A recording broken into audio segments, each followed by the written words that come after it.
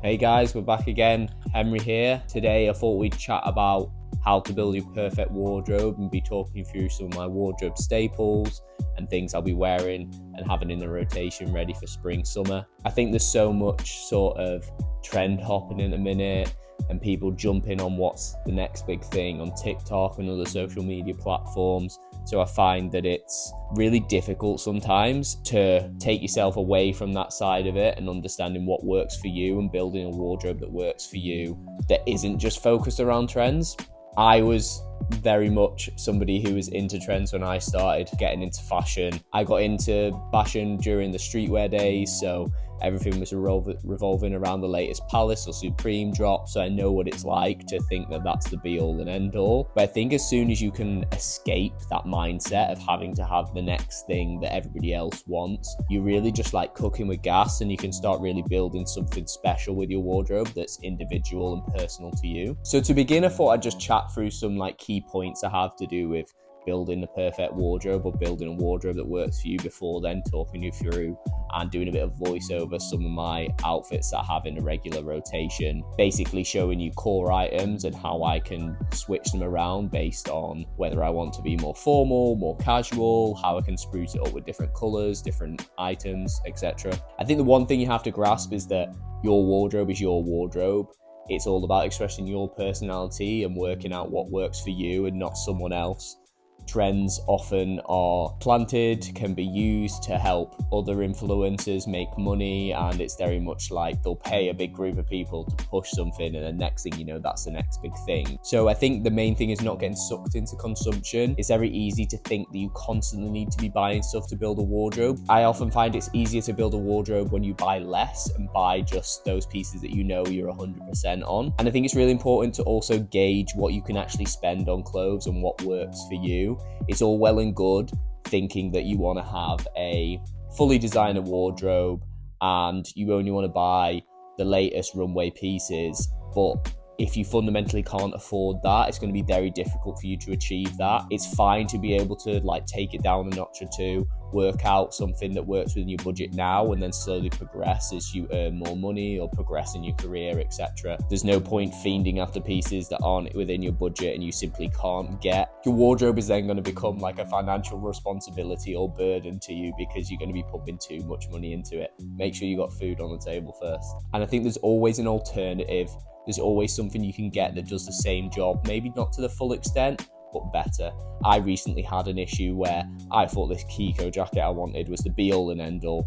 I had to have it. I ordered it from the sale and I ended up sending it back because I thought I can't actually afford this. It was still quite expensive at like $400 or $500 even when I got it on sale. It never came back. I never managed to get it at a bigger discount. And then it turns out I managed to find a jacket on Depop. It was a vintage Armani jacket and it does the exact same job and it was 50 quid. So you can obviously see that I've managed to greatly save the money there on something which I thought I needed and I wanted so badly, and it was the perfect jacket. It actually turned out that I found something at a fraction of the price that ticked all the boxes. And then also it's good to know whether something is actually a timeless piece or not. If you can look at a piece and think, yes, I will be wearing that in 20 years time, then investing a larger sum of money in it is always worthwhile. You know it's going to have that longevity. You just know it's going to be in your wardrobe whether you're 18, whether you're 35, and it's going to do the exact same job and look just as good. I think the main thing to do as well is to create a wish list, whether that be in your notes app or on your laptop, of the things that you really think you need within your wardrobe and the things you want, and stick to that wish list.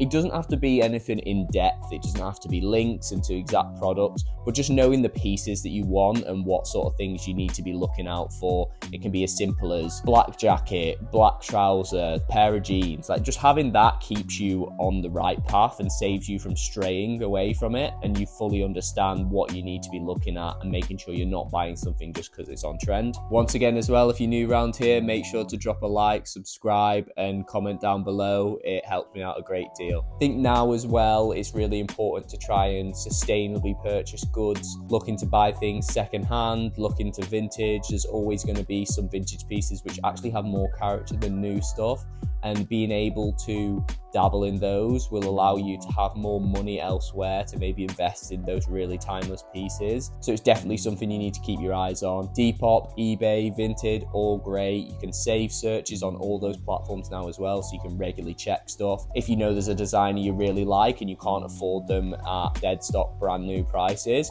just put a save search on and see if you can grab some steals. I've managed to find Kiko trousers on eBay, which I've won on auction for like £120, and they're selling on Grailed for £700. And just other pieces, you can always grab a steal. There's always someone trying to make a bit of money or clear out their wardrobe who maybe doesn't really need it as much as someone else. Also, know your measurements. Pit to pit, waist in centimeters, inseam. It's always good to know where you want things to sit for certain look. For instance, I know for myself, if I want something to be boxy and cropped, 22-inch pit to pit, 24-inch neck to hem, that's going to fit me how I want. Knowing those measurements is so ideal because, especially when you're buying secondhand and buying vintage, measurements is the only thing you can be sure of knowing that it'll fit you. It's all well and good something being a medium and you being a medium, but when you start getting into true luxury, some mediums for, say, Japanese designers, Comme des Garçons, etc., fit tiny, and then other seasons that you might be an oversized fit. You just need to know your measurements to ensure that you're not ended up having to resell stuff that you thought you'd finally found. And I think the main thing to do also is find that t-shirt in your wardrobe that you might have now or one that you'll find in the future. And when you realize that that's exactly how you want something to fit or the measurements you need, make sure you measure that and put that down. So when you're looking to buy new t-shirts or buy new jackets, trousers, if you want to have something fit the exact same as something already in your wardrobe, you've got it there to fall back on. Moving on now,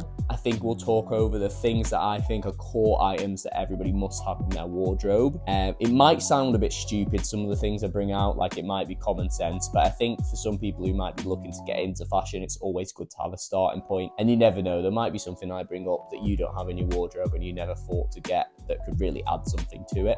Footwear's the first place I want to start because so many people revolve their lives around having as many trainers and multiple pairs, and you just don't need them. I know I've got many pairs of shoes that I don't always wear. If I was really going to strip it back, I'd say you maybe need 4 or 5 pairs of shoes, if that. Key one is having a sneaker, something that's comfortable, that if you are actually going to be doing any walking around or going on holidays and you want a nice pair, this is what you need, a pair of sneakers. It can be from anywhere, you know, you can get something loud or you can have something more muted. There's something there for everyone. I think you then also need a boot, sort of a cold weather, wet weather item that you can just beat into the ground. For instance, a Doc Marten boot does the job perfectly, and you can even buy them vintage or secondhand. And I think there's always people looking to clear them out who have bought them and then not actually worn them that much, so you can get them brand new for a steal. It's then good to have a summer shoe. So for me, this is maybe like a mule or maybe a trainer that's just a bit more sporty. You're able to wear it with shorts, etc. Just wear it in a bit more airy and open way. This is like your A6 model, something like that. And then I think you definitely need a loafer or a smart shoe. Doesn't have to be a loafer per se, but an Oxford or just a black leather smart formal shoe that when you need to dress up and be in a formal occasion, you've got that box ticked. And then talking about core items in your wardrobe too, you're always going to need to find the perfect blank t-shirts that work for you. These are very individual as well. 3 years ago, I swore by Uniqlo U t-shirts. Now I don't like the fit of them for what I wear. I now go by the COS everyday blank t-shirt or the COS simple t-shirt. It's more flattering to me and it's not as baggy, so it makes everything else in my outfit look good, if that makes any sense. You then also need to have the perfect black trouser. This can be from anywhere. You can invest in something that's designer or have something from the high street. One pair I've sworn by for many years now is a pair from Weekday, which I'll show. They just do the job perfectly. I can dress them up with a loafer or a smart shoe, dress them down with a trainer and just a plain black sweatshirt. Does the job. Need a really nice pair of jeans, whether that be a baggy pair or a more slim pair. I'd probably stray away from having a skinny jean. I think straight or slim is always going to be more flattering, and it just allows you to, again, play around with things a bit more. And then I guess really the only other core items per se, have a good hoodie, have a good jacket, make them as plain as you possibly can, ideally so you can then style around these. And the rest is completely up to you. It's whether you want to then start focusing on more technical pieces, focus on specific regions like Japanese designers or Japanese fashion and how they wear things. You can have that core basis and always fall back on that, and yeah, you'll be golden. One thing I failed to mention as well so far is having a Pinterest board with outfits that you want to replicate and outfits that you like or inspired by is always really good. Pinterest is a great resource. I have so many boards on there for various different things. It's just all my favorite fits I find on there help me get inspiration there and new and exciting fits to pull off. And also try and find, if you can, an influencer or a celebrity or someone who you like how they dress day in, day out. That's another way to just really easily mimic somebody, is find something that you're inspired by, find someone you're inspired by, and don't copy everything they do per se, but definitely take some pointers on what they wear and any brands that you think are really cool that you might not have been put onto before. And of course, YouTube and everything else is so good to find out anything new. So kicking things off, this is just my core outfit that I'll go with every single day as a base layer. Very simple, black tee and the black trousers as I've mentioned previously. Literally just a black tee and those black trousers that I'd mentioned, and then just doing something like throwing over this over jacket here. It's really simple, you can't really go wrong with it. It's very unoffensive, easy to put on every day. Moving on, as you can see, we now go to a more technical jacket and shoe. Just mix up the outfit a little bit more. This is that Armani jacket I've mentioned before, paired up with the Asics Kiko Heaven shoes. As you can see, it just gives us a completely different vibe, a bit more tapered on the upper, just a bit more technical as you would think, and yeah, just creates a bit more of an interesting silhouette. And then you can also open up this jacket in the middle to just make it a bit more flared at the bottom. Moving on now, I'm pairing up the Asics Novelist with this Kiko jacket that I love. It just gives another different vibe, probably still quite technical, but just gives more of that Kiko aesthetic as we all know and love. And the thing I love about this jacket too is the multiple ways you can wear it. By having something modular or just something where you can amend the fitting of a collar, for instance, being able to have an item where you can, say, change the fitting, the length, or just even the collar, it really just helps mix up an outfit when you can wear it day in, day out, and it look a little bit different every single time. Now moving on, just throwing on my tabbies with this Kiko jumper. Maybe just gives a bit more of a formal take on a technical look, and I think the tabbies always just add another layer and another level of detail to an outfit. Just a bit more interesting, a bit more fashion forward. It's always good to play around with items which have a slightly different fit or silhouette too. For instance, the sleeves on this jumper do sit a little bit longer, and it just allows you to either stack them on the sleeve or maybe just leave them hanging loose as I have done here. Next up is this Americana-esque outfit, just pairing up the Doc Martens now, switched out for that white tee with the denim jacket over it.